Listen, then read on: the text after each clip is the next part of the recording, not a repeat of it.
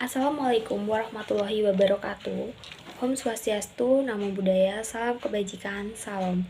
Perkenalkan, nama saya Lovita Listia Ayu dari Prodi D3 Teknologi Bank Darah dengan NIM P17620233057. Di sini saya akan mempresentasikan mengenai artikel yang telah saya buat untuk memenuhi tugas bahasa Indonesia mata kuliah bahasa Indonesia dengan judul Penyimpanan kantong donor darah serta pengaruh lama terhadap hemoglobin di bank darah.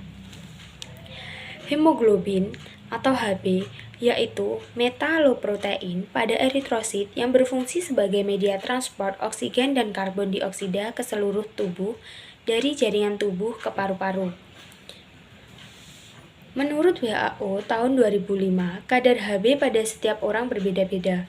Hb pada laki-laki dewasa sebesar 13-17 G per dl, perempuan dewasa sebesar 12-15 G per dl, sedangkan anak-anak 11,5-15,5 G per dl.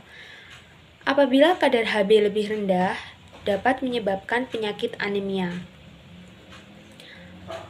Penyakit anemia adalah kekurangan sel darah merah atau massa hemoglobin dalam tubuh yang menyebabkan tidak mampu memenuhi fungsinya sebagai pembawa oksigen ke seluruh jaringan tubuh. Menurut Sacher and MC Person tahun 2004. Yang kedua adalah transfusi darah. Adalah upaya pemberian darah atau komponen darah dari seseorang pendonor kepada orang lain atau resipien yang diungkapkan oleh Bakta tahun 2006. Tujuan dari transfusi darah yaitu mengatasi anemia akibat pendarahan, mengatasi syok, dan mempertahankan daya tahan tubuh terhadap infeksi. Menurut V. Veronica et al. Tahun 2017.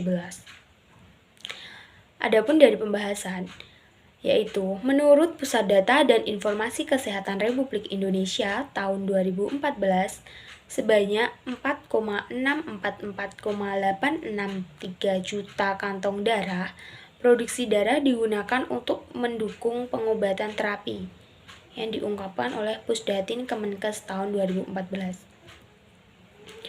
WHO tahun 2005 menyatakan bahwa sebelum darah ditransfusikan kepada resipien, darah donor akan disimpan terlebih dahulu di refrigerator.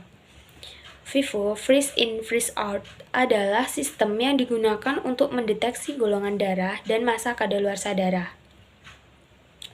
Adapun macam-macam kantong darah, yang pertama yaitu single, berisi antikoagulan, 1 kantong 350 ml. Yang kedua adalah double, sel darah dan plasma, 2 kantong berisi antikoagulan dan satelit bag. Yang ketiga adalah triple, 3 kantong berisi antikoagulan dan 2 satelit bag, sel darah, plasma, dan trombosit. Yang keempat ada quadruple, 4 kantong berisi antikoagulan, 3 satelit bag. Antikoagulan yang digunakan pada kantong darah WB dan PRC adalah CPDA-1 atau citrat fosfat dextroadenin 1. Kantong darah WB dan PRC disimpan pada refrigerator dengan suhu 4 kurang lebih 2 derajat Celcius. Pemantauan suhu refrigerator sangat penting untuk mempertahankan kualitas darah donor. Kantong darah WB atau darah lengkap tidak terjadi perubahan volume plasma.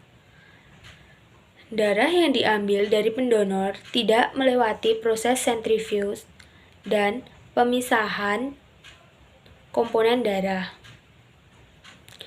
Peningkatan sebesar 0,16 G per dl. Selama penyimpanan kantong darah WB hari pertama sampai hari ke-15 dengan antikoagulan CPDA-1 diperkirakan kadar 2,3 dpg atau ATP ditekan untuk mempertahankan difusi oksigen dan struktur biokaf sel eritrosit. Kantong darah PRC atau sel darah merah pekat didapat melalui proses pemisahan komponen darah sehingga terjadi perubahan volume plasma.